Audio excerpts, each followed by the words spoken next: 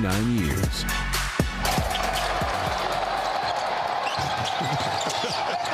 Hey, a little bit everywhere. Jaylen Brown with an and one as an exclamation point on another 30 ball. Jaylen Brown and the Celtics cruising to a 120-99 win against Golden State, and JB really leading the way, 32-6-5. You already heard Drew and Scal mention him, officially the 10th in all-time scoring in Celtics history. Ooh. A phenomenal night for everyone across the line, but JB especially, Eddie. I mean, what do we make from his consistency game in and game out? I just love the way that he's playing right now. He's playing off 2 feet. He's not only looking to just get his, but he's looking to make plays for others. But when he gets into the paint, he's off of 2 feet, and he has so many different options he could do, and he ends up going a lot of times to that fadeaway. And it seems like that's his play right. I mean, that's his move right now. He's starting to patent that to where this is what he's going to do. He's going to get to his spot. He's going to use his body, create space, and then go to that reverse pivot and get that fadeaway jump shot off in his spot in the mid-range. And, you know, you got to look at it like the last couple games, Jaylen Brown hasn't really took three-point shots. He's 3 for 9 in the last 2 games. He had 32 in the last game, 41. He's playing an old-school brand of basketball right now. And what's great, too, is you're seeing Jason Tatum also contributing his 5th consecutive game with 20-plus points. He finishes with 24. But, again, Jaylen B really leading the way. He's standing by with Abby Chin. Jaylen, congratulations are in order. You moved into the top 10 Celtics all-time scorers. What does that mean to you? It means a lot. You know, some legends on that list, so I'm grateful. JT is next. It'll be a battle right there. That's JT. Steve Kerr told us pregame he thinks you guys have the best spacing in the league. How does that get even better when you and Jason are on the floor together? It makes, when you utilize it is when it becomes effective. So making the right plays. Like today they stayed home in the first half.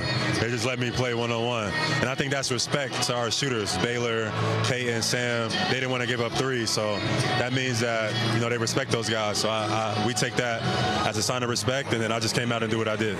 Capitalized, no question. Kristaps Porzingis, you're a good friend, back in the building, bringing that smile, that joy. But on the other side, what was it like going against him? You know, when you go through a journey like we did and, you know, winning a championship, you know, it becomes like a brotherhood and even beyond that. So no matter where we go in life, no matter what life takes us, you know, KP will always have a friend in me. So it's always great to play against him. And, you know, I'm looking forward to, like, you know, our friendship over the years. Finally, I saw you share a moment with Steph Curry there. 2 franchise players. Did he have any advice to share?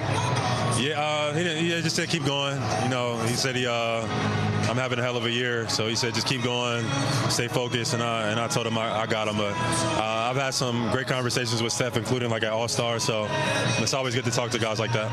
It's been an incredible year. Congratulations, Jaylen. Thank you, appreciate it. Thank you. All right. Jaylen Brown is having more than a great year, a fantastic year to say the least. Let's get to the turning point. It is presented by Awaken 180 Weight Loss. Turn it around, take control. It's possible with the solution for weight loss. Reserve your consult at awaken180weightloss.com. You see him there, officially number 10.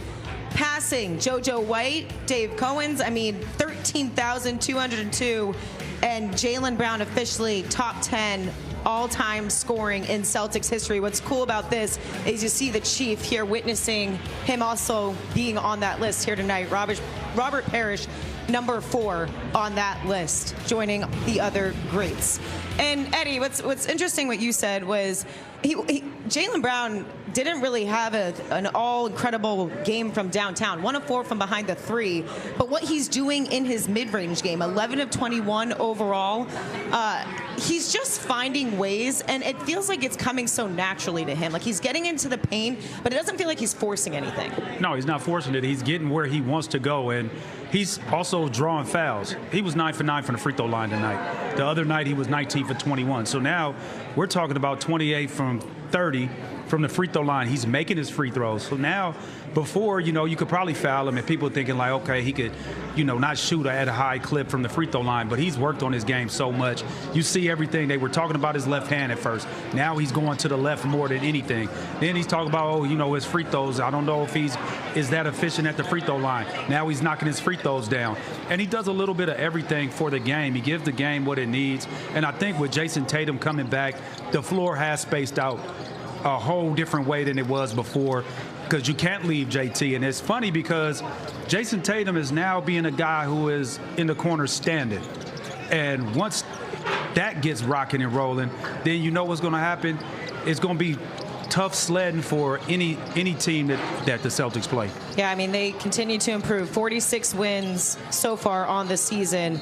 And the Jays, I mean, JT, you mentioned him, his 5th straight 20-plus point game, and he's only had so many games back already. Yeah, and he had 10 rebounds. So this is another double-double for Jason Tatum. Very quiet double-double. He came out loud, made 3 baskets right early, but you know, this team is starting to click. 24-10 for JT. You see 32-6-5 for JB, and Peyton Pritchard coming off the bench, 19-7. We got a whole lot to dive into, a lot of highlights. Scal is going to join us next. The birthday boy coming here on Celtics. Party in the bag.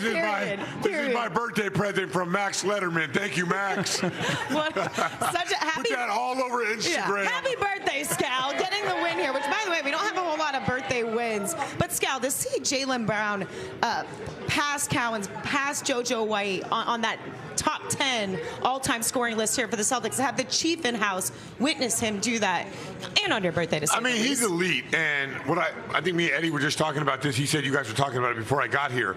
Is with Tatum there's more space on the floor.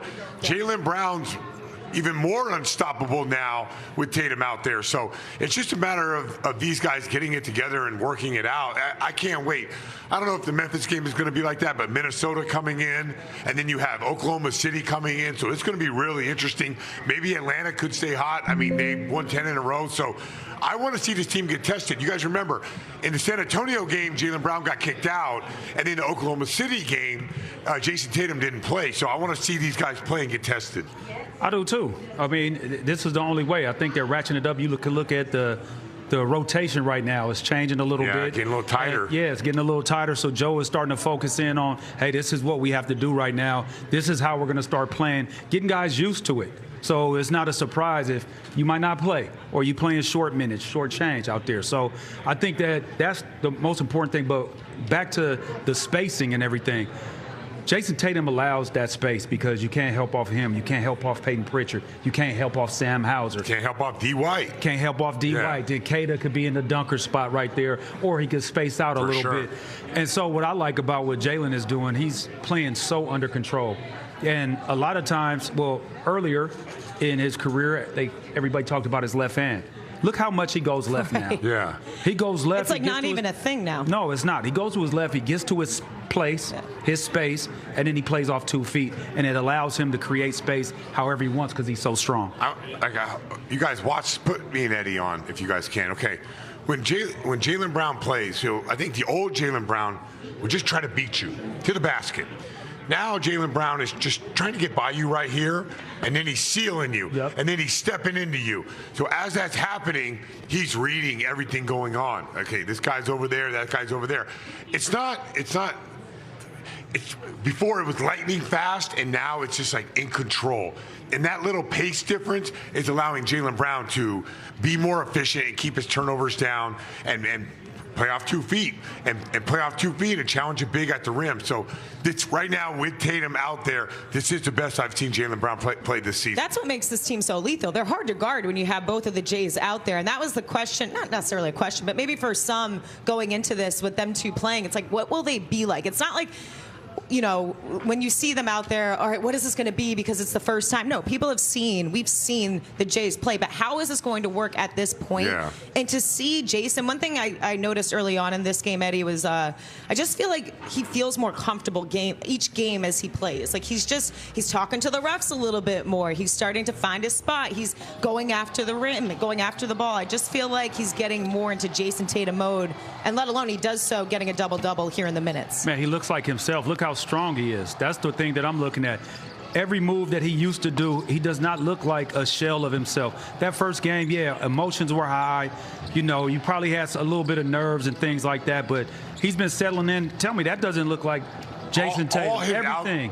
Except for when he goes to the rim. It doesn't look the same. What's the difference? It's like a small little separation. Well, tell me the small little thing. It's just a different, like he's not separating as much at the basket. Oh, here's one. When he was going kind of horizontal and he tried to veer step, that's usually a veer step into a shot. He lost the ball today. It's all the contact stuff, the heavy contact stuff. But it doesn't, like he's 2 games away from that. It's not going to happen this year. He's not 10 games away.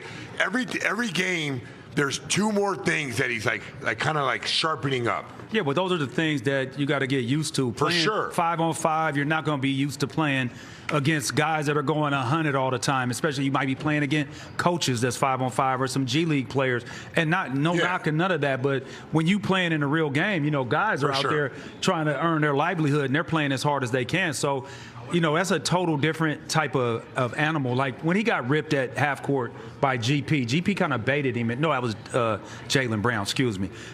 He baited him into that. But what about the play where he did the Euro step and KP was right there and he finished at the rim with KP trailing him? That's a tough shot there. Yeah, no, I think everything in open space, he's elite. It's just like, it's the contact. There's a little bit of contact that he has to be able to absorb. And that's the last thing you get when you come back from an injury. Timing. Yeah, it's like the way remember last year, he was flexing on guys. I remember the Miami game last year. I was like, oh my God, he was already good. He went to another level. So I think he's kind of hovering around that. There's still like some jumps to happen, which is Kayla's point. This team is not done getting better, which is scary for everybody. Yep. Which is going to be a huge test a week from today when they play OKC. For sure. What do you want to see? I'm already jumping ahead, but if we have OKC come to the Celtics. Minnesota's handsy too, yeah, so you could use both of those teams. I know Anthony Edwards is going to be out, but you can use both those teams. I think it's when a team is super physical. Can Tatum get to the spot?